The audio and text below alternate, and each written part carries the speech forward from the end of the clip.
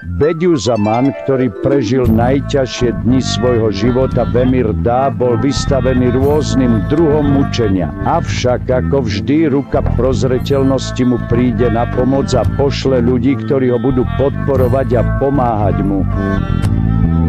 Rodina Čališkan, jedna z popredných rodín Emirdau, vstupuje do služby majstra a ponáhľa sa mu na pomoc so všetkou svojou silou. Ceylan Čališkan a jeho otec Mehmet Čališkan sú z tejto rodiny.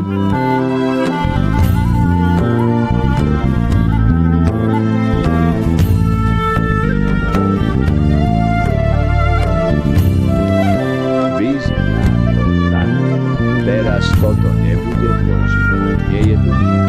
Všetko cíť, naozaj nestálo za to.